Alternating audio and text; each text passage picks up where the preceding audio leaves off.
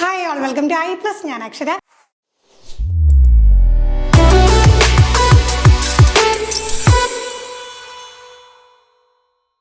ഇന്ന് നമ്മൾക്ക് because I could not stop for death എന്നുള്ള എമിലി ഡിക്കിൻസിൻ്റെ പോയമാണ് പഠിക്കാനായിട്ട് പോകുന്നത്.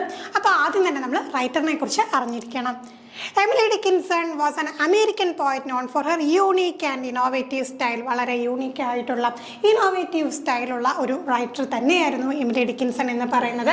She is considered one of the most important figures in American literature. American literature എടുക്കുന്ന സമയത്ത് one of the most important figure ആയിട്ട് തന്നെ നമുക്ക് ആരെ കൺസിഡർ ചെയ്യാം? എമിലി ഡിക്കിൻസനെ കൺസിഡർ ചെയ്യാം. Born on December 10, 1813, Amherst, Massachusetts, Dickinson lived a reclusive life. പ്രത്യേകം ശ്രദ്ധിക്കുക, റിക്കൽസീവ് ലൈഫായിരുന്നു. Largely staying within the confines of her family home. അപ്പോൾ നോക്കിക്കേ, ആ ഒരു റൈറ്ററിൻ്റെ ഒരു പേഴ്സണൽ ലൈഫ് നോക്കി കഴിഞ്ഞാൽ എപ്പോഴും ഒരു സോളിറ്ററി ലൈഫ്, ഒറ്റയ്ക്ക് ഉള്ള ഒരു ലൈഫ് ഇഷ്ടപ്പെട്ടിരുന്ന ഒരു വ്യക്തിയായിരുന്നു. അപ്പോൾ അവരുടെ ജീവിതത്തിൻ്റെ മിക്ക ഭാഗം അവരെങ്ങനെയാണ്, അവർ ഫാമിലി ഹോമിൽ അവരെ ഒരു വീട്ടിൽ തന്നെ കഴിച്ചു കൂട്ടിയ ഒരു റൈറ്ററായിരുന്നു. ആ ഒരു കാര്യം ഒന്ന് ഓർത്ത് വെച്ചോണം. She attended the Amherst Academy and later briefly studied at Mount Holyoke female seminary. അപ്പം പിന്നെ എവിടെയൊക്കെയാണ് പഠിച്ചിട്ടുള്ളത് എന്നുള്ള ബയോഗ്രഫിക് ഡീറ്റെയിൽസ് ആണ്. ആംഹെസ്റ്റ് അക്കാദമിയിൽ പഠിച്ചിട്ടുണ്ട്, അതോടൊപ്പം എന്താണ് മൗണ്ട് ഹോളിയോക്ക് ഫീമെയിൽ സെമിനാറിയിലും പഠിച്ചിട്ടുണ്ട്. ഇനി Dickinson become increasingly reclusive later in life. ഇനി അവർ ലേറ്റർ ലൈഫിലോട്ട് വന്നപ്പോൾ കൂടുതൽ അവർക്ക് എന്താണ്, സോളിറ്ററി ആയിട്ടുള്ള ഏകാന്ത ജീവിതമാണ് അവർ ഇഷ്ടപ്പെട്ടത്. Rarely leaving her home and leading a life of relative isolation. അപ്പോൾ നോക്കി, അപൂർവമായിട്ട് മാത്രമേ അവർ വീടിന് പുറത്തൊക്കെ പോയിരുന്നുള്ളൂ. അപ്പോൾ കൂടുതൽ എന്താണ്, ഒരു ഐസൊലേറ്റ് ചെയ്ത ലൈഫാണ് അവർ ജീവിച്ച് പോയിരുന്നത്.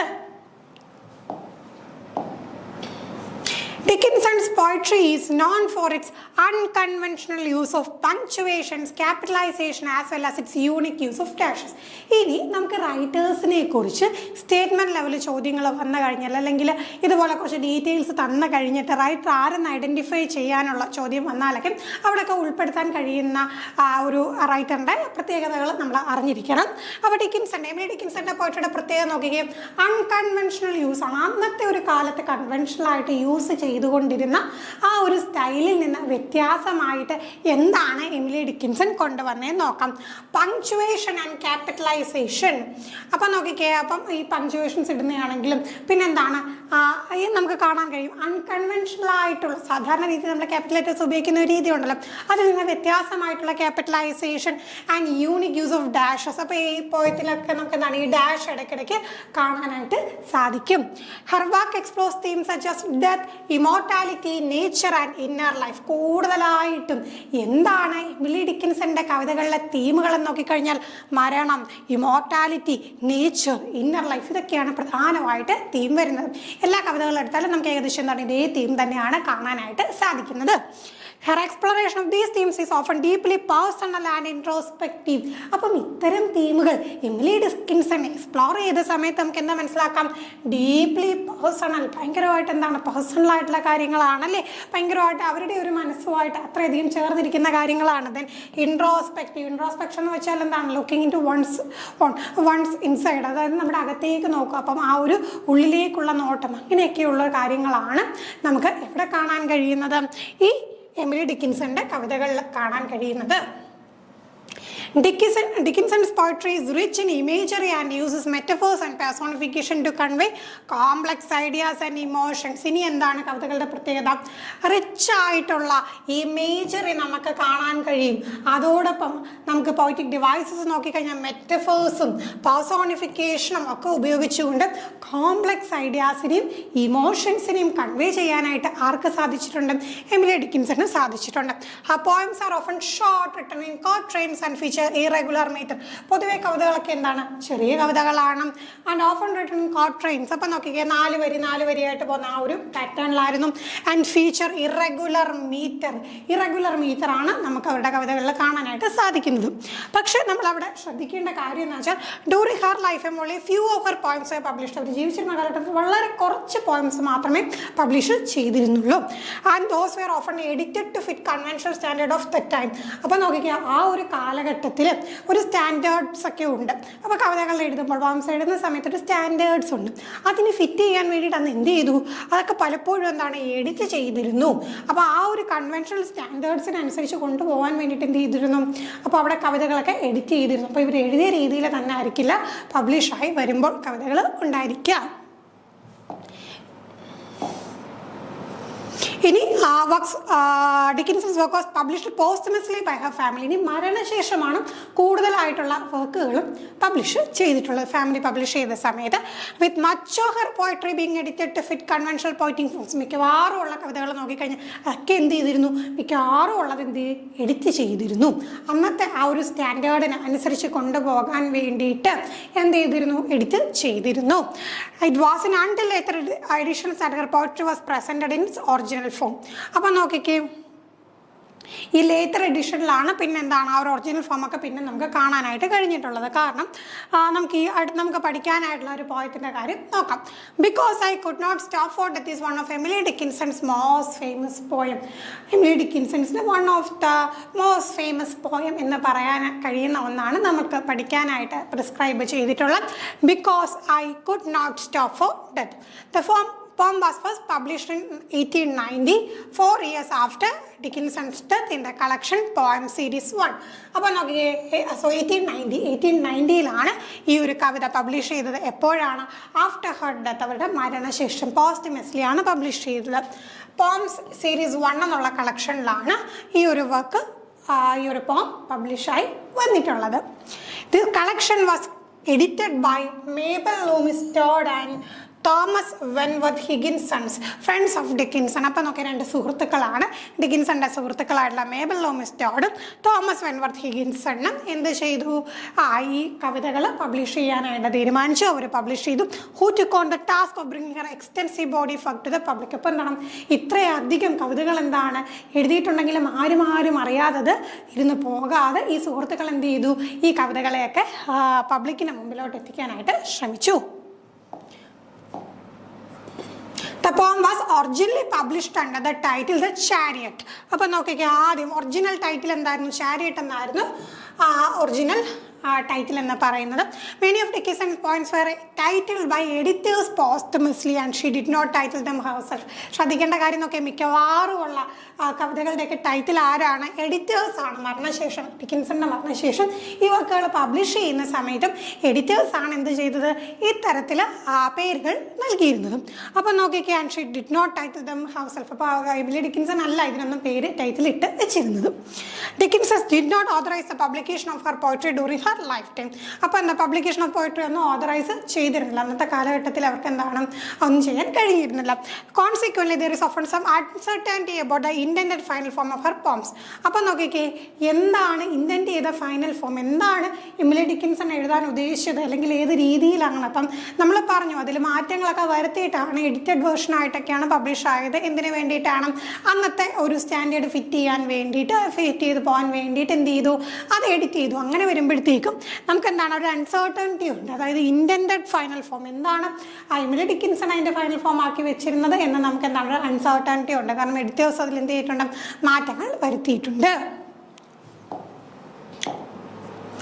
Because I could not stop for death is no exception. അപ്പോൾ ഈ ഒരു കവിതയും ആ കൂട്ടത്തിൽ തന്നെ നമുക്ക് ഉൾപ്പെടുത്താം. And the version we read today may differ from what Dickinson might have published herself. അപ്പോൾ നോക്കിക്കേ, നമുക്ക് കറക്റ്റ് പറയാനായിട്ട് പറ്റില്ല. ഇപ്പോൾ ലേറ്റർ എഡിഷൻസ് നോക്കിയാലും എന്താണ്, നമുക്ക് ഉറപ്പില്ല എന്താണ് എമിലി ഡിക്കിൻസൺ എഴുതി വെച്ച കറക്റ്റ് ആ ഒരു ഫോം എന്തായിരുന്നു എന്നുള്ള കാര്യം നമുക്ക് ഉറപ്പില്ല. ഒരു പക്ഷേ നമ്മളിപ്പോൾ വായിക്കുന്ന എന്താണ്, എമിലി ഡിക്കിൻസൺ എഴുതിയതായിരിക്കില്ല, മീൻസ് അതിൻ്റെ ഒരു ഒറിജിനൽ ഫോം ആയിരിക്കില്ല. പകരം എന്താണ്, എഡിറ്റേഴ്സ് മാറ്റം വരുത്തിയിട്ടുള്ള ഫോമാണ്. The poem is renowned for its contemplative and serene approach to death. അപ്പോൾ നോക്കിക്കും, മരണം എന്നുള്ള തീമിനും ഇവിടെ എന്താണ്, വളരെ വ്യത്യസ്തമായിട്ടാണ് എമിലി ഡിക്കിൻസൺ നോക്കി കാണുന്നത്. Portraying it as kind and gentle experience, വളരെ കൈൻഡ് ആയിട്ടുള്ള ജെൻറ്റിലായിട്ടുള്ള ഒരു എക്സ്പീരിയൻസ് ആയിട്ട്, rather than something to be feared. ഒരിക്കലും എന്താണ്, ഭയപ്പെടേണ്ട ഒന്നല്ല മരണം എന്നുള്ള രീതി. നമുക്ക് എല്ലാവർക്കും മരണം എന്ന് കേൾക്കുമ്പോഴെന്താണ്, പേടിയാണല്ലേ. പക്ഷേ ആ ഒരു അപ്രോച്ച് അല്ല എമിലി ഡിക്കിൻസൻ്റെ ഈ ഒരു കവിതയിൽ നമുക്ക് കാണാൻ കഴിയുന്ന. വളരെ ജെൻറ്റിലായിട്ട്, കൂളായിട്ട് എന്താണ് ആ മരണത്തെ പോർട്രേ ചെയ്യുന്നത് നമുക്ക് കാണാനായിട്ട് സാധിക്കും. It's lyrical quality, lyrical quality ഉള്ള ഒരു കവിതയാണ്. ആൻഡ് യൂസ് ഓഫ് മെറ്റഫേഴ്സ് വരുന്നുണ്ട്. അതോടൊപ്പം തന്നെ പേഴ്സോണിഫിക്കേഷൻ ഓഫ് ഡെത്തിനെ എന്താണ് അവിടെ ഒരു ഹ്യൂമൻ ഫിഗർ പോലെ ആ ഒരു ഹ്യൂമൻ ക്വാളിറ്റീസ് ഒക്കെ അട്രിബ്യൂട്ട് ചെയ്ത് കൊടുക്കുകയാണ് നമുക്ക് കാണാനായിട്ട് കഴിയുന്നത്. അപ്പം നോക്കിക്കും.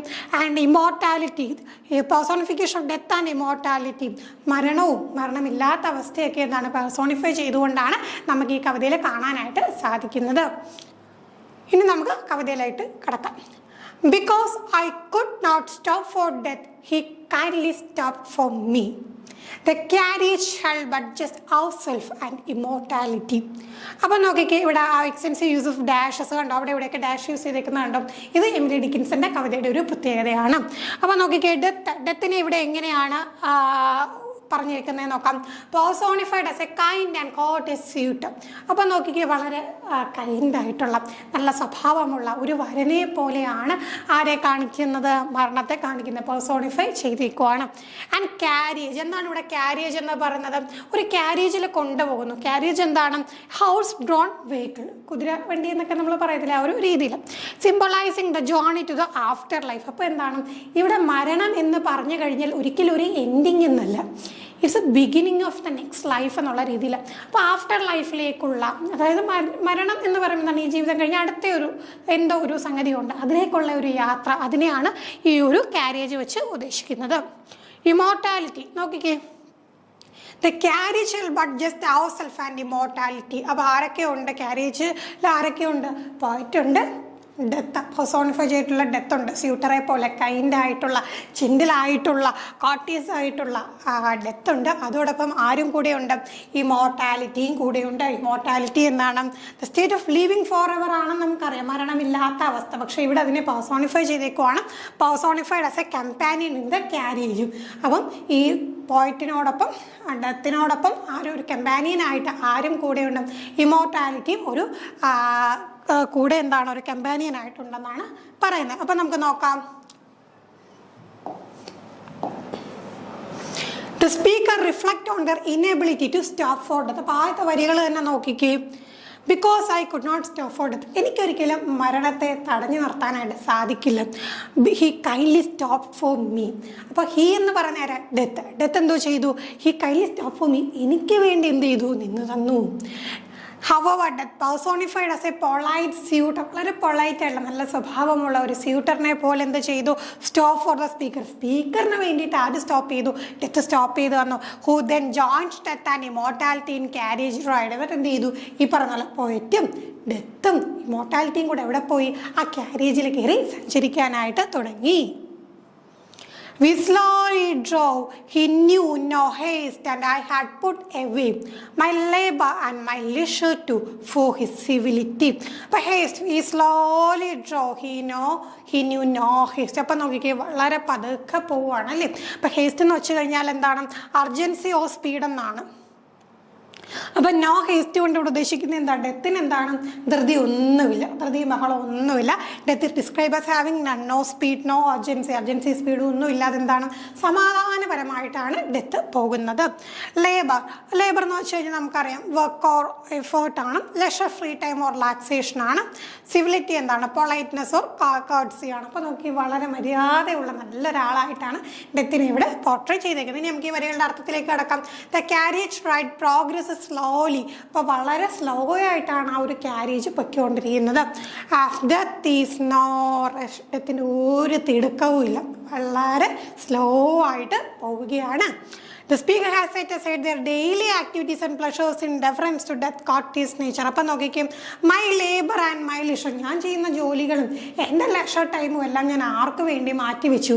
ഈ നല്ല സ്വഭാവമുള്ള വളരെ എന്താണ് പൊളൈറ്റായിട്ട് പെരുമാറുന്ന ഈ ഒരു ഡെത്തിന് വേണ്ടിയിട്ട് ഞാൻ എൻ്റെ ജോലികളും അതോടൊപ്പം എന്താണ് എൻ്റെ ലെഷർ ടൈം അല്ലെങ്കിൽ എൻ്റെ റിലാക്സേഷനൊക്കെ ഞാൻ എന്ത് ചെയ്തു? ഞാനത് മാറ്റിവെച്ചു. The speaker set aside daily ആക്ടിവിറ്റീസും പ്ലഷേഴ്സും എല്ലാം എന്ത് ചെയ്തു, ആർക്ക് വേണ്ടിയിട്ട്, ഈ ഡെത്തിൻ്റെ വളരെ പൊളൈറ്റായിട്ടുള്ള നേച്ചർ കണ്ടുകൊണ്ട് എല്ലാ കാര്യങ്ങളും ഞാൻ മാറ്റി വെച്ചു. We passed the school where children straw addresses in the ring. We passed the fields of gazing grain. We passed the setting sun. Recess എന്ന് പറഞ്ഞു കഴിഞ്ഞാൽ നോക്കിക്കേ, break time during school indicating planned activity. അപ്പോൾ എന്താണ്, ഇങ്ങനെ school കടന്നുപോയി, ആ school കടന്നുപോയ സമയത്ത് കുട്ടികൾ എന്ത് ചെയ്തിരുന്നു, അവർ ബ്രേക്ക് ടൈമിലായിരുന്നു, അവരിങ്ങനെ ബ്രേക്ക് ടൈമിൽ കളിച്ചും ആക്ടിവിറ്റീസും ഒക്കെ ആയിട്ട് നിൽക്കുന്ന ആ ഒരു സ്ഥലത്തുകൂടെ കടന്നുപോയി. Field of gazing grain. Gazing grain എന്ന് വെച്ച് കഴിഞ്ഞാൽ ഫീൽഡ് റൈപ്പനിങ് ക്രോപ്സ്, അതായത് ക്രോപ്സ് ഒക്കെ എന്താണ് റൈപ്പൻ ചെയ്ത് നിൽക്കുന്ന ആ ഒരു ഫീൽഡിലൂടെ പോയി. Symbolising maturity of the later stages of life. അപ്പം നോക്കിക്കും, അവിടെ എന്തിനെയാണ് സൂചിപ്പിക്കുന്നത്, അവിടെ ഒരു മെച്യൂരിറ്റി ആകുന്നു. അപ്പോൾ എന്താണ്, ഈ പറയുന്ന ക്രോപ്സ് ഒക്കെ ഒരു റൈപ്പൻ ചെയ്യുന്നു എന്ന് പറയുമ്പം അത് സിമ്പിളാണ് കേട്ടോ. എന്തിനാണ് സിംബലൈസ് ചെയ്യുന്ന, മെച്യൂരിറ്റിയിലേക്ക് കടക്കുന്നു എന്നുള്ളതാണ്. ആൻഡ് സെറ്റിംഗ് സണ്ണിനെ ഇവിടെ നമുക്ക് കാണാൻ കഴിയും. ഈ pass the setting sun, sun going down representing the end of life or nearing death. അപ്പോൾ എന്താണ്, ആ ഒരു ജീവിതത്തിൻ്റെ ഒരു അന്ത്യം അല്ലെങ്കിൽ മരണം അടുക്കുന്നു എന്നതിന് സിമ്പിളാണ്. അപ്പോൾ നമുക്ക് ഇനി വരികളിലൂടെ ഒന്ന് കടന്നു പോയി കഴിഞ്ഞാൽ നമുക്ക് എന്ത് കാണാൻ കഴിയും, the carriage passes by scenes of speaker's past. അപ്പോൾ ശരിക്കും പറഞ്ഞാൽ ഇങ്ങനെ ആ ഒരു ക്യാരേജ് പോകുന്നു എന്ന് നമ്മൾ പറയുമ്പോഴത്തേക്കും അവിടെ ശരിക്കും എന്താ സൂചിപ്പിക്കുന്നത്, കവിയുടെ ആ ഒരു ജീവിതത്തിലൂടെ കടന്നു പോയ കാര്യങ്ങളാണ്. അത് സിംബലൈസ് ചെയ്യാൻ വേണ്ടി സ്കൂൾ വെയർ ചിൽഡ്രൻ പ്ലേ, അപ്പോൾ ചെറിയ പ്രായത്തിൽ എന്താണ് ആ ഓടി കളിച്ച് നടന്ന കാര്യങ്ങൾ സൂചിപ്പിക്കാൻ വേണ്ടിയിട്ടാണ് ആ സ്കൂളിലെ ബ്രേക്ക് ടൈമിൽ ആ കുട്ടികൾ എന്താണ് Devar engaged in play and activity എന്നുള്ള കാര്യം പറഞ്ഞിരിക്കുന്നത്. അത് കഴിഞ്ഞിട്ട് അടുത്ത് എന്താണ്, ഫീൽഡ്സ് ഓഫ് ഗ്രെയിൻ ഒക്കെ റൈപ്പൻ ചെയ്യുന്നത് അല്ലേ. അപ്പോൾ എന്താണ്, ഫീൽഡിനെ അവിടെ പറയുമ്പോഴത്തേക്ക് ആ ഒരു ലൈഫ് കുറച്ചുകൂടെ യങ് ഏജിലോട്ടെത്തി ആ ഒരു മെച്യൂരിറ്റി ആയ ഒരു സംഗതിയാണ് ഇവിടെ സൂചിപ്പിക്കുന്നത്. And then the setting sun. Finally എന്തിനെ കാണുന്നു, സെറ്റിംഗ് സൺ. ആ ഒരു സൂര്യൻ അസ്തമിക്കുക എന്ന് പറയുമ്പോഴത്തേക്ക് ഒരു എൻഡിങ്, മരണത്തിലേക്ക് അടുക്കുന്നു, ജീവിതത്തിൻ്റെ അവസാനം എന്നൊക്കെയുള്ളത് നമുക്ക് കാണാനായിട്ട് കഴിയും. These represent different phase of speaker's life. ഇതൊക്കെ എന്താണ്, സ്പീക്കറിൻ്റെ ലൈഫിന് ഡിഫറെൻറ്റ് ഫേസസിനെയാണ് നമുക്ക് കാണാനായിട്ട് കഴിയുന്നത്. Or rather he passed us the dews to curing and chill, for only gossamer my gown, my tippet only tell. അപ്പോൾ ഇവിടെ എന്താണ്, ഡ്യൂസ് എന്ന് പറഞ്ഞു കഴിഞ്ഞാൽ ഡ്യൂസ് എന്താണെന്ന് നമുക്കറിയാം. The dews to caring and chill. Dews എന്താണ്, moisture or droplet that form on surface at night. അതായത് രാത്രി സമയങ്ങളിൽ എന്താണ് മോയ്സ്ചർ അല്ലെങ്കിൽ ഡ്രോപ്ലെറ്റ് ഇങ്ങനെ നമുക്ക് ചെടികളിലൊക്കെ പറ്റിയിരിക്കുന്ന കാണാനൊരു ഡ്യൂ അല്ലേ.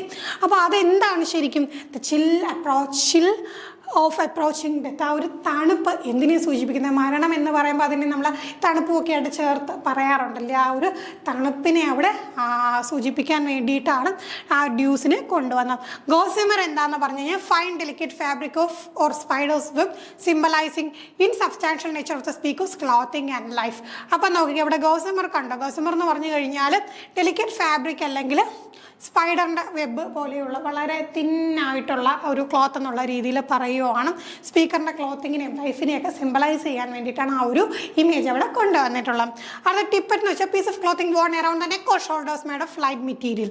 ടിപ്പറ്റ് എന്താണ്, പീസ് ഓഫ് ക്ലോത്ത് ആണ്. എങ്ങനെയാണ്, നമ്മളിങ്ങനെ neck or shoulders, around neck or shoulders ധരിക്കുന്ന വളരെ ലൈറ്റ് ആയിട്ടുള്ള ഒരു മെറ്റീരിയലാണ് ടിപ്പറ്റ് എന്ന് പറഞ്ഞത്. ടെൽ എന്ന് പറയുമ്പോൾ ഫൈൻ നെറ്റ് ലൈക്ക് ഫാബ്രിക് ആണ്, emphasising lightness and delicacy of the speaker's attire. അപ്പോൾ സ്പീക്കറിൻ്റെ ആ ഒരു വേഷവിധാനങ്ങൾ എങ്ങനെയാണ്, വളരെ ലൈറ്റാണ്, വളരെ ഡെലിക്കേറ്റ് ആണ് എന്ന് സൂചിപ്പിക്കാനായിട്ടാണ്. അപ്പം അത് കഴിയുമ്പോൾ നമുക്ക് കാണാൻ കഴിയും, or rather he passed us. അപ്പോൾ സെറ്റിംഗ് സണ്ണിനെ കണ്ടു, പിന്നെന്താണ്, or rather he passed us, ഞങ്ങളെ ആര് കടന്നുപോയി, ആ ഒരു സൂര്യൻ കടന്നുപോയി എന്ന് പറയാം. Setting sun is now behind them and the air grows cold. Setting sun അവരുടെ ബിഹൈൻഡ് ആയി കഴിഞ്ഞു, പിന്നെ എന്ത് സംഭവിച്ചു, and the air grows colder, ഇങ്ങനെ തണുപ്പ് അരിച്ചു വന്നു തുടങ്ങി അല്ലേ. The speaker note that they are dressed in light clothing. Gossamer and tulle പോലെയുള്ള ലൈറ്റ് ക്ലോത്തിങ് ആണ് കവി ധരിച്ചിരിക്കുന്നതും. Which underscore the chill of approaching the after life. അപ്പം തീർച്ചയായിട്ടും ഒരു തണുപ്പ് അവിടെ അനുഭവപ്പെടും. അത്ര ലൈറ്റ് ആയുള്ള ഡെലിക്കേറ്റ് ആയുള്ള ഡ്രസ്സ് ധരിച്ചിരിക്കുമ്പോൾ ഒരു തണുപ്പ് അനുഭവപ്പെടുമല്ലോ. അങ്ങനെ വരുമ്പോഴത്തേക്കും നമുക്ക് എന്ത് കാണാൻ കഴിയുന്നത്, ചിൽ ഓഫ് അപ്രോച്ചിങ് ആഫ്റ്റർ ലൈഫ്. അതായത് ഒരു മരണശേഷം മരണാനന്തര ജീവിതത്തിലേക്ക് എടുക്കുമ്പോൾ അതിൻ്റെ ഒരു തണുപ്പിനെ സൂചിപ്പിക്കാനായിട്ടാണ് അങ്ങനെ പറഞ്ഞിട്ടുള്ളത്. V pass before A house that seemed A swelling of the ground. The roof was scarcely visible, the cornice in the ground. അപ്പോൾ നമുക്കിവിടെ ഹൗസ് എന്ന് പറയുന്ന ഒരു ഹൗസ് കണ്ടു എന്ന് പറഞ്ഞു. ഹൗസ് എന്തിനെയാണ് സൂചിപ്പിക്കുന്നത്? There is a metaphor for grave or burial site. ഗ്രേവിൻ്റെ അല്ലെങ്കിൽ ബറിയൽ സൈറ്റിന് ശവകുടീരത്തിൻ്റെ ഒരു സിമ്പിളായിട്ടാണ് ഇവിടെ ഹൗസിനെ സൂചിപ്പിക്കുന്നത്. സ്വെല്ലിംഗ് ഓഫ് ദ ഗ്രൗണ്ട് എന്ന് വെച്ചാൽ indicate A burial mount or grave. ഇവിടെ എന്താണ് ആ ഒരു ബറിയൽ മൗണ്ട് അല്ലെങ്കിൽ ഗ്രേവിനെയാണ്, ആ ശവക്കുഴി അതിനെയാണ് സൂചിപ്പിക്കുന്നത്. Roof the top part of A house here barely visible suggesting the grave is covered with earth. അപ്പോൾ നോക്കി ഇവിടെ റൂഫ് എന്ന് പറയുന്നുണ്ട്. റൂഫ് ആർ സ്കേഴ്സ്ലി വിസിബിൾ എന്ന് പറയുന്നത് ആ roof top part of A house ആണെന്ന് നമുക്കറിയാം. ഇവിടെ എന്താ സൂചിപ്പിക്കുന്നത്? Suggesting the grave is covered with earth. ആ ഗ്രേവിന്റെ മുകളിൽ എന്തായിട്ട് എന്താണ് എർത്ത് കവർ ചെയ്തു, മണ്ണ് ഇങ്ങനെ കവർ ചെയ്തിരിക്കുന്നു എന്നാണ് ഉദ്ദേശിക്കുന്നത്. Cornice the decorative moulding along the top of A building here interpreted as being buried. അതായത് കോർണൈസ് എന്ന് പറയുമ്പോഴത്തേക്ക് പൊതുവെ ബിൽഡിങ്ങിന്റെ ടോപ്പിൽ ഡെക്കറേറ്റ് ചെയ്യാൻ ഉപയോഗിക്കുന്നതാണ്. ഇവിടെ എന്താ സൂചിപ്പിക്കുന്നത്? Here interpreted as being buried. അപ്പോൾ എന്താണ് ഈ ആളുകളെയൊക്കെ അടക്കം ചെയ്ത് കഴിഞ്ഞിരിക്കുന്ന ആ ഒരു സംഗതിയാണ് സൂചിപ്പിക്കുന്നത്. The carriage stop in front of a house that appears to be a burial site or grave. അങ്ങനെ ക്യാരേജ് പൊയ്ക്കൊണ്ടിരുന്നത് എവിടെ വന്നിട്ടാണ് ഇത് സ്റ്റോപ്പ് ചെയ്തത്? ഒരു ഹൗസിൻ്റെ മുമ്പിൽ. ആ ഹൗസ് എന്ന് പറയുന്നത് appears to be a burial house, a burial site or grave. ഒരു burial site അല്ലെങ്കിൽ grave ആണ്. Then എന്താ the house is partially obscured by the ground indicating tomb. അപ്പം നോക്കിക്കേ ആ ഒരു ഗ്രൗണ്ട് ഇങ്ങനെ മൂടപ്പെട്ടൊക്കെ കിടക്കുകയാണ്, അവിടെ ഒരു ടോംബ് ഉണ്ട് എന്നൊക്കെ നമുക്ക് ആ ഒരു ഇൻഡിക്കേഷൻ അവിടെ കിട്ടുന്നുണ്ട്. Since then, the centuries and it feels shorter than the day. I first summarized the house's head way towards eternity. അപ്പോൾ സെഞ്ചുറീസ് എന്ന് വെച്ച് കഴിഞ്ഞാൽ പീരീഡ് ഓഫ് 100 years, ഒരു ലോങ് ടൈം എന്നാണ് സൂചിപ്പിക്കുന്നത്. ഇറ്റേണിറ്റി എന്താണ്? Infinite or unending time. Infinite or unending time എന്ന് വെച്ചാൽ എന്താണ്? ഒരിക്കലും അവസാനിക്കാത്തത്, ഇൻഫൈനൈറ്റ് എന്നുള്ള. ഇവിടെ എന്തിനാ സൂചിപ്പിക്കാം? റെപ്രസെൻറ്റിങ് ദ ആഫ്റ്റർ ലൈഫ്, മരണാനന്തര ജീവിതത്തെക്കുറിച്ചാണ് റെപ്രസെൻറ്റ് ചെയ്യുക. The speaker reflect on how much time has pass since A journey with death began. അപ്പം നോക്കി ഈ അവസാനത്തെ വരികളിൽ എന്താ ഉദ്ദേശിക്കുന്നത്? ഈ മരണത്തിൻ്റെ കൂടെയുള്ള ആ ഒരു ജേർണി തുടങ്ങിയിട്ട് എത്രയോ നാളായി. അപ്പോൾ എന്താണ് how much time has pass, ഒരുപാട് സമയം എന്താണ് ഇങ്ങനെ പാസ് ചെയ്ത് പോയി കഴിഞ്ഞു, ഒരുപാട് സമയം പാസ് ചെയ്ത് പോയി കഴിഞ്ഞു. Despite it being centuries it will shorter than a single day highlighting the timelessness of eternity. അപ്പോൾ ഇതുപോലെ എന്താണ് നൂറുകണക്കിന് വർഷം കഴിഞ്ഞു, പക്ഷെ എന്നിട്ട് പോലും ആ ഒരു സമയത്തെ it feel shorter than a single day, ഒരു ദിവസത്തേക്കായും ചെറുതായിട്ടാണ് കവിക്ക് ഫീൽ ചെയ്യുന്നത്. Highlighting the timelessness of eternity. ഇറ്റേണിറ്റിക്ക് എന്താണ്? ഇറ്റേണിറ്റിയെ സംബന്ധിച്ചിടത്തോളം ടൈംലെസ്നെസ് ആണ്, അവിടെ സമയത്തിൻ്റെ ഒരു പരിമിതി ഒന്നും തന്നെ ഇല്ല. The structure emphasizes the calm acceptance of death and the reflection on life and afterlife. അപ്പോൾ നോക്കി ഈ സ്ട്രക്ചർ എന്താണ്? വളരെ കാമായിട്ട് എന്തിനെ അക്സെപ്റ്റ് ചെയ്യുന്നു? മരണത്തെ അക്സെപ്റ്റ് ചെയ്യുന്നു. and the reflection on life and after life, life and after ലൈഫിൻ്റെ ഒരു റിഫ്ലക്ഷനെയൊക്കെയാണ് നമുക്കിവിടെ കാണാനായിട്ട് സാധിക്കുക. അപ്പോൾ ഇത്രയും കാര്യങ്ങളാണ് നമുക്ക് ഈ ഒരു വരികളിലൂടെ അറിഞ്ഞിരിക്കേണ്ടത്. ഇനി നമുക്ക് കുറച്ച് അതുമായിട്ട് ബന്ധപ്പെട്ട സ്ട്രക്ചർ ആൻഡ് ഫോം ഒക്കെ നോക്കാം. സ്റ്റാൻസ് ആൻഡ് മീറ്റർ നമ്മൾ നോക്കിക്കഴിഞ്ഞാൽ എത്ര ക്വാട്രെയിൻസ് ഉണ്ടായിരുന്നു? 6 ക്വാട്രെയിൻസ് ഉണ്ടായിരുന്നു. With an alternating iambic tetrameter and iambic trimeter pattern. അതിൻ്റെ പാറ്റേൺ നമ്മൾ നോക്കിയാൽ ഈ 6 ക്വാട്രെയിൻസിൽ ആൾട്ടർനേറ്റ് ചെയ്തുകൊണ്ട് എന്തൊക്കെ വരുന്നുണ്ട്? അയാംബിക് ടെട്രാമീറ്ററും വരുന്നുണ്ട്, അയാംബിക് ട്രൈമീറ്റർ പാറ്റേണും വരുന്നുണ്ട്. അപ്പോൾ അങ്ങനെ വരുമ്പോഴത്തേക്ക് കവിതയുടെ പ്രത്യേകത എന്തായിരുന്നു? It creates A rhythmic and almost him like quality. ഒരു റിതവും ഒരു ഹിം പോലെയൊക്കെ നമുക്ക് അനുഭവപ്പെടുന്ന രീതിയിലുള്ള കവിതയായിരുന്നു. അത് പൊതുവെ ഡിക്കിൻസന്റെ പോയിട്രിയിൽ നമുക്ക് കോമൺ ആയിട്ട് കാണാൻ കഴിയുന്ന ഒരു ഫീച്ചർ തന്നെയാണ്. റൈം സ്കീം നോക്കിയാൽ the rhyme scheme is ABCB which contribute to the poem's musicality. പൊതുവെ എമിലി ഡിക്കിൻസന്റെ കവിതകളിൽ നമുക്ക് കാണാൻ കഴിയുന്ന റൈമിംഗ് സ്കീമാണ് ABCB. അപ്പം നമ്മൾ ഇവിടെ നോക്കിക്കഴിഞ്ഞാൽ ഇവിടെ നമുക്ക് പക്ക പെർഫെക്റ്റ് ആയിട്ട് ഇപ്പം B എന്നുള്ള ABCB B എന്നുള്ള പക്ക പെർഫെക്റ്റ് ആയിട്ട് എന്താണ് ആ ഒരു റൈം സ്കീം കാണാൻ കഴിയില്ല, ഒരു ഏകദേശം വരുന്ന രീതിയിലാണ്. അതാണ് ആ ഒരു സ്റ്റൈലിൻ്റെ പ്രത്യേകത, നിങ്ങളൊന്ന് നോട്ട് ചെയ്തോണം. പിന്നെ ഒരിടത്ത് മാത്രം ഗ്രൗണ്ട് എന്നുള്ള പദം മാത്രം റിപ്പീറ്റ് ചെയ്യുന്നുണ്ട്. ഗ്രൗണ്ട് സെക്കൻഡ് ലൈനിലും 4th ലൈനും ഗ്രൗണ്ട് റിപ്പീറ്റ് ചെയ്യുന്നുണ്ട്. അല്ലാതെ ബാക്കി നോക്കിക്കഴിഞ്ഞാൽ പക്ക ഒരേപോലുള്ള സൗണ്ട് നമുക്ക് കാണാൻ കഴിയില്ല. മോണോസിലബിക്കിൻ്റെ കൂടെ തന്നെ എന്താണ് ട്രൈസിലബിക് ആയിട്ടുള്ള വേർഡ്സും റൈം ചെയ്യുന്ന രീതിയിലൊക്കെയാണ് ഈ ഒരു കവിതയിൽ നമുക്ക് കാണാനായിട്ട് കഴിയുക. തീം നോക്കാം. Death as a journey. The poem present death as a courtly suitor who takes the speaker on a carriage ride. അപ്പം വിവാഹം കഴിഞ്ഞ ഒരു ക്യാരേജിലൊക്കെ പോകുന്ന ആ ഒരു ഇമേജുമായിട്ടാണ് ഇവിടെ മരണത്തോടൊപ്പമുള്ള യാത്രയെ കവി ഉപമിക്കുന്നത്. അപ്പോൾ എന്താണ്, വളരെ കോട്ടീസ് ആയിട്ടുള്ളൊരു സ്യൂട്ടറിനെ പോലെ മരണം ദാ എന്ത് ചെയ്യുന്നു, നമ്മുടെ കവിയെ കൊണ്ടുപോകുന്നു, ഒരു ക്യാരേജ് റൈഡിൽ കൊണ്ടുപോകുന്നത്. Journey metaphor. അപ്പോൾ ഈ ഒരു യാത്ര എന്ന് പറഞ്ഞാൽ തീർച്ചയായിട്ടും മെറ്റഫറാണ്. Suggest a passage from life to after life. മരണത്തിൽ നിന്ന് മരണാനന്തര ജീവിതത്തിലേക്കുള്ള ഒരു യാത്രയാണ് ഇവിടെ സൂചിപ്പിക്കുന്നത്. A common theme in Dickinson's work. പൊതുവേ നമുക്ക് ഡിക്കിൻസന്റെ ഏത് കവിത എടുത്ത് നോക്കിയാലും ഈ ഒരു സംഗതി നമുക്ക് കാണാനായിട്ട് സാധിക്കും. Next, immortality. The presence of immortality. കവിതയുടെ തുടക്കത്തിൽ തന്നെ പറയുന്നുണ്ടല്ലേ, ക്യാരേജിൽ ആരൊക്കെയുണ്ട്, ഞാനുണ്ട്, മരണമുണ്ട്, കൂടെ ആരുമുണ്ട്, ആ ഇമോർട്ടാലിറ്റി ഉണ്ടല്ലേ, അനശ്വരതയും കൂടെ ഉണ്ട്. അതിനെ പേഴ്സോണിഫൈ ചെയ്യുകയാണ്. അപ്പോൾ നോക്കിക്കേ, death is not an end. മരണം എന്ന് വെച്ചാൽ അത് എന്തല്ല, പകരം എന്താണ്, ട്രാൻസിഷൻ ടു ഇറ്റേണൽ സ്റ്റേറ്റ്. അത് മരണമില്ലാത്തൊരവസ്ഥയിലേക്കുള്ള ഒരു ട്രാൻസിഷനാണെന്ന് പറയുന്നു. This align with the poem's calm and accepting turn towards death. അപ്പം മരണത്തെ എന്താണ്, വളരെ കാമായിട്ട്, ഒരു ഭാഗങ്ങളോ ഇല്ല, ഒന്നുമില്ല, വളരെ കാമായിട്ട് എന്ത് ചെയ്യുന്നു, ആ ഒരു ക്യാരേജ് കയറി കൂടെ പോകുന്നു. ദെൻ ലൈഫ് ആൻഡ് ടൈം നമുക്ക് കാണാൻ കഴിയും. ഡിഫറെൻറ്റ് സ്റ്റേജസ് ഓഫ് ലൈഫിനെ സൂചിപ്പിക്കാനായിട്ട് എന്തൊക്കെ ചെയ്തു, ചൈൽഡ്ഹുഡിനെ സൂചിപ്പിക്കാൻ നമ്മൾ സ്കൂൾ എന്നുള്ള ഇമേജ് കണ്ടു. ആ ഒരു മെച്യൂരിറ്റിയെ സൂചിപ്പിക്കാനായിട്ട് റൈപ്പൻ ചെയ്ത് നിൽക്കുന്ന ആ ഫീൽഡ് ഓഫ് ഗ്രെയിനെ നമ്മൾ കണ്ടു. ആൻഡ് ദ ഓൾഡ് ഏജിനെ കാണിക്കാൻ വേണ്ടി എന്ത് പറഞ്ഞു, സെറ്റിംഗ് സണ്ണിനെ പറഞ്ഞു. And the passage of time leads inevitable to the grave. അപ്പം നോക്കി, ഈ ഒരു ഹൗസ് എന്നുള്ള ഇമേജ് കൊണ്ടുവന്നു. അപ്പോൾ സമയം മുന്നോട്ട് പോകുമ്പോൾ എല്ലാവരും എന്താണ്, മരണത്തിൻ്റെ മുമ്പിൽ കീഴടങ്ങണം. അതിൻ്റെ ഒരു ഇനവിറ്റബിലിറ്റി, ഒരിക്കലും എന്താ, മരണത്തെ നമുക്ക് ഒഴിവാക്കാൻ പറ്റില്ല എന്നാണ് പറയുന്നത്. അപ്പോൾ നാച്ചുറലി എല്ലാവരും ഇങ്ങോട്ടാണ് പ്രോഗ്രസ് ചെയ്യുന്നത്, ഡെത്തിലേക്കാണ് പ്രോഗ്രസ് ചെയ്യുന്നതെന്ന് ഡിക്കിൻസൺ പറയുന്നു. ഇറ്റേണിറ്റി, ഫൈനൽ സ്റ്റാൻസയിലാണ് നമ്മൾ ഇറ്റേണിറ്റി എന്നുള്ള കൺസെപ്റ്റ് കാണിക്കുന്നത്. എന്താണ്, ഒരുപാട് സെഞ്ചുറീസ് ആയി മരിച്ചിട്ട്, പക്ഷേ എന്താണ്, ഇന്നലെ അങ്ങോട്ട് മരിച്ചു പോലും ഒന്നും, ആ ഒരു രീതിയിലാണ് പറയുന്നത്. It feel shorter than A day, വളരെ ഷോർട്ടർ ദാൻ എ ഡേ പോലെ. ഇത്രയും 100 കൊല്ലം കഴിഞ്ഞിട്ടൊന്നും ഒരു ദിവസത്തിൻ്റെ ദൈർഘ്യം പോലും ഇറ്റേണിറ്റിക്ക് തോന്നുന്നില്ല എന്നാണ് കവി പറയുന്നത്. ദ പാരഡോക്സ് അല്ലേ, ടൈംലെസ്നെസ് ഓഫ് ദ ആഫ്റ്റർ ലൈഫ്. അപ്പം നോക്കി, നമ്മുടെ മനുഷ്യ ജീവിതം എന്ന് വെച്ചാൽ എന്താണ്, വളരെ ലിമിറ്റഡ് ആണല്ലേ, വളരെ ലിമിറ്റഡ് ആണ്, ഫൈനൈറ്റ് ആണ്. അതിനെ എന്തുമായിട്ട് കമ്പയർ ചെയ്യുന്നു, ഈ പറഞ്ഞ ടൈംലെസ് ആയിട്ടുള്ള ആഫ്റ്റർ ലൈഫുമായിട്ട്, മരണാനന്തര ജീവിതമായിട്ട് കമ്പയർ ചെയ്യുന്നു. നമുക്ക് ലിറ്റററി ഡിവൈസസ് ഓൾറെഡി നമ്മളെല്ലാം പറഞ്ഞാണ്, ഒന്നും കൂടെ നമുക്കൊന്ന് നോക്കാം. പേഴ്സോണിഫിക്കേഷൻ, ആരൊക്കെയാണ് നമ്മൾ പേഴ്സോണിഫൈ ചെയ്ത്, ആദ്യം തന്നെ മരണത്തെ പേഴ്സോണിഫൈ ചെയ്തു. As a kind and civil gentleman, വളരെ കോഷ്യസ് ആയിട്ടുള്ള, പൊളൈറ്റ് ആയിട്ടുള്ള, ഒരു നല്ല സ്വഭാവമുള്ള ഒരു വരനെ പോലെയാണ് ആര് വരുന്നത്, മരണം വരുന്നത്. അപ്പം പൊതുവെ എന്താണ്, ഫ്രൈറ്റനിങ് അല്ലെങ്കിൽ മെലവലൻറ്റ്. ഫ്രൈറ്റനിങ് നമുക്ക് പേടിപ്പെടുത്തുന്ന, അല്ലെങ്കിൽ നമുക്ക് എന്തെങ്കിലും എന്താണ് ഈവിള് വരുത്തുന്ന ഒന്നായിട്ടാണ് പൊതുവെ മരണത്തെ നമ്മൾ പറയാറുള്ളത്. ഇവിടെ അതിൽ നിന്ന് വളരെ വ്യത്യസ്തമായിട്ടൊരു പേഴ്സോണിഫൈ ചെയ്തു. അതും എങ്ങനെയാണ്, നല്ല മര്യാദക്കാരനായിട്ടുള്ള ഒരു വ്യക്തിയായിട്ട് ആരെ പോർട്രേ ചെയ്തു, മരണത്തെ പോർട്രേ ചെയ്തു. This personification soften the concept of death. അപ്പം എന്താണ്, മരണം എന്നുള്ള കൺസെപ്റ്റിനെ നമ്മൾ എന്താ സോഫ്റ്റൻ ചെയ്തു അല്ലേ, മേക്കിംഗ് ഇറ്റ് മോർ അപ്രോച്ചബിൾ. നമുക്ക് എന്താണ്, അപ്രോച്ച് ചെയ്യാൻ തോന്നിപ്പോകുന്ന രീതിയിലാണ് മരണത്തെ എമിലി ഡിക്കിൻസൺ ഇവിടെ പോർട്രേ ചെയ്തിട്ടുള്ളത്. അടുത്ത ഇമേജറി നോക്കിക്കഴിഞ്ഞാൽ poem is rich in imagery. ഒരുപാട് ഇമേജറി ഉണ്ട്.